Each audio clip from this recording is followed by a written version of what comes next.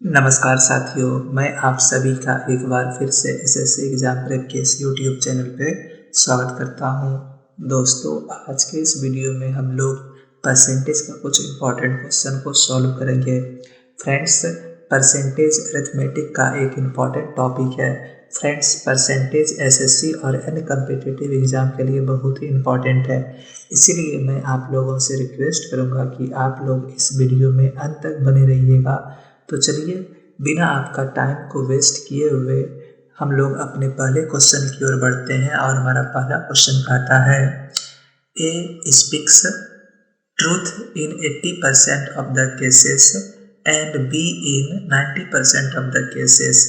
मतलब क्या है यहाँ पे, ए जो है वो 80% मतलब 80% वो क्या बोलता है, ट्रुथ बोलता है, और बी जो है 90% क्या बोलता है, ट्रुथ बोलता है। ठीक है, यानी कि सही बोलता है। फिर यहाँ पे क्या है, find the percentage when they contradict each other in describing the same fact. तो आपसे ये पूछ रहा है कि आपको ये बताना है, अगर वो दोनों एक ही चीज़ को, एक फैक्ट को बता रहा है, तो वो क्या परसेंटेज हो सकता है कि उस दोनों के बाद में क्या हो, कंट्राडिक्शन हो, मतलब दोनों का बात क्या है, अलग अलग हो सकता है। तो ये आपसे पूछ रहा है, तो कितना परसेंट होगा। तो देखिए इस क्वेश्चन को हम लोग कैसे बनाएंगे। तो देखिए यहाँ पे क्या कहता है, ए जो है वो क्या करता है, ट्रुथ बोलता है। यानी कि ए अगर ट्रुथ बोलता है, कितना परसेंट केस में ट्रुथ बोलता है, 80% में। 80% केस में वो क्या बोलता है, ट्रुथ बोलता है। ठीक है, तो वो लाई, तो झूठा कब कब बोलेगा, वो 20% केस में। ठीक है, 20% केस में क्या बोलेगा, वो झूठा बोलेगा। तो देखिए 80% को हम लोग क्या लिख सकते हैं, 80% को लिख सकते हैं 8/10 लिख सकते हैं। तो 20% को हम लोग क्या लिख सकते हैं, 2/10 लिख सकते हैं, हाँ या नहीं, लिख सकते हैं ना। तो अब देखिए बी जो है ट्रुथ बोलता है, कितना परसेंट केस में, 90%, बी इन 90%। तो 90% केस में क्या, बी ट्रुथ बोलता है। ठीक है, और तो झूठा ये कब कब बोलेगा, तो लाई कब कब बोलेगा ये, तो ये 10% का है कि 90% अगर सही बोलते हैं तो 10% तो न बचा अब। तो अब देखिए, तो ये कितना हो जाएगा, 90% को क्या लिख सकते हैं हम लोग, 9/10 लिख सकते हैं, और 10% को हम लोग क्या लिख सकते हैं, 1/10। अब हम आपसे एक चीज़ पूछ रहे हैं कि ये दोनों चीज़, मतलब ये दोनों कब कंट्राडिक्शन करेगा, ये कब कंट्राडिक्शन करेगा बताइए। मतलब ए और बी कब कंट्राडिक्ट करेगा, अगर ये सही बोल रहा है तो ये क्या बोलेगा, झूठ बोलेगा, तब ना वो बात क्या होगा, कंट्राडिक्शन में आएगा। ठीक, अगर ये क्या कहते हैं, अगर ए कोई चीज़ को क्या बोल रहा है, गलत बोल रहा है, और बी क्या कर रहा है, उसी चीज़ को सही बोल रहा है, तब कंट्राडिक्शन में आएगा। और तो बाकी कोई नहीं है, मतलब यही हो सकता है ना, कंट्राडिक्शन कब होगा, अगर आप कोई चीज़ सही बोल रहे हैं और आपका फ्रेंड क्या बोल रहा है, गलत बोल रहा है, तब उस बात पे क्या होता है, कंट्राडिक्शन होता है। तो अब ए का कंट्राडिक्शन टोटल कितना हो जाएगा, कंट्राडिक्शन ऑफ ए कितना बार करेगा वो, एक कितना, मतलब ए का कंट्राडिक्शन क्या हो जाएगा, अगर ए सही बोल रहा है तो 8/10 केस में ए क्या बोल रहा है, सही बोल रहा है, तो झूठ का इसका आएगा, तो अब बी का झूठ वाला ले लेंगे, तो 1/10। तो ये क्या हो जाएगा, 8/100, 8 क्या हो जाएगा, 100 हो जाएगा। ठीक है, तो अब कंट्राडिक्शन ऑफ बी, तो बी का कंट्राडिक्शन कब कब होगा, तो इसका ले लेते हैं लाई। ए का लाई कितना है, 2/10 इंटू, यहाँ पे बी का ट्रूथ कितना है, 9/10। तो ये क्या हो जाएगा, 18/100, 18/100।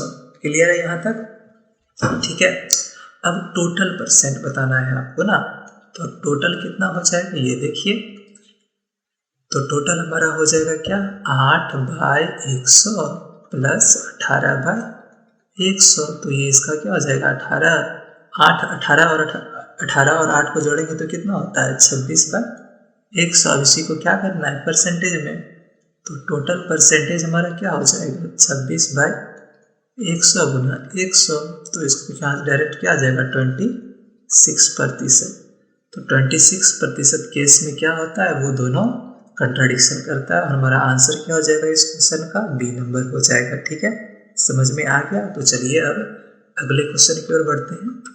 हमारा ये क्वेश्चन थोड़ा कैलकुलेशन पे है, लेकिन आसान क्वेश्चन है, इसमें कुछ हड़बड़ाने की बात नहीं है।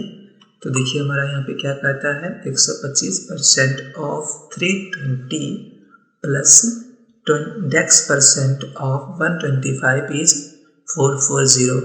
अगर 125% 320 का और कितना प्रतिशत 125 का कितना हो जाएगा, 440 हो जाएगा, ये आप लोगों को बताना है। तो देखिए इस क्वेश्चन को हम लोग कैसे सॉल्व करेंगे। तो डायरेक्ट क्या करेंगे, 125% ऑफ कितना 320 और यहाँ पे क्या मान लेते हैं, क्वेश्चन मार्क की जगह पे x% मान लेते हैं। x% of 125 is equal to 440, यही है ना। अब देखिए इसको इधर ही रखे रहते हैं, तो क्या करते हैं, x% ऑफ 125 बराबर 440 माइनस 125% ऑफ 320। देखिए अगर हम 125% को लिखना चाहें तो हम लोग कैसे लिख सकते हैं, 5/4 के रूप में लिख सकते हैं। ठीक है, तो हम यहाँ पे क्या करेंगे, 5/4 और 5/4 का 320 का, तो इसमें गुना कर दीजिए 320। तो ये कितना से कट जाएगा, 880 से कट जाएगा, और इसको गुना कीजिएगा तो क्या हो जाएगा, 80 गुना 5 कीजिएगा तो कितना हो जाएगा, 8×5 = 40, 400 हो जाएगा। ठीक है, तो मतलब क्या हो जाएगा, ये 440 में क्या कर देंगे हम लोग, 400 माइनस कर देंगे तो ये क्या आ जाएगा, 40 आ जाएगा। ठीक है, और वही क्या है, x% ऑफ 125, ये क्या किसके बराबर है, x% ऑफ 125। तो देखिए यहाँ से x यानी कि परसेंटेज को हम यहाँ लिख लिए, फ्रैक्शन में कन्वर्ट कर लिए, और 125 और 40, तो ये देखिए इसको हम डायरेक्ट क्या लिख सकते हैं, x/40 गुना 100/125।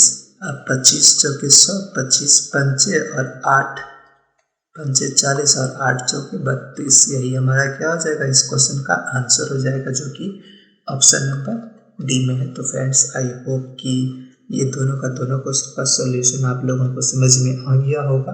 अगर समझ में आ गया तो कमेंट बॉक्स में लिख के ज़रूर बताइएगा। अगर समझ में नहीं भी आया तो भी आप हमें कमेंट बॉक्स में लिख के ज़रूर बताइएगा। अगर हमारा बताने का तरीका अच्छा लगता है तो भी हमें लिख के बताइएगा, अगर नहीं लगता है तो भी आप हमें लिख के बताइएगा। अगर आपने अभी तक इस चैनल को सब्सक्राइब नहीं किया तो चैनल को सब्सक्राइब कर लीजिए। अगर आपने अभी तक इस वीडियो को लाइक नहीं किया तो वीडियो को प्लीज़ लाइक कर दीजिए। तो दोस्तों हम लोग फिर मिलेंगे किसी अगले वीडियो में, किसी और नए क्वेश्चन के साथ, किसी और नए टॉपिक के साथ। तो दोस्तों आज के इस वीडियो में बस इतना ही। तो thank you for watching, have a nice day, bye bye.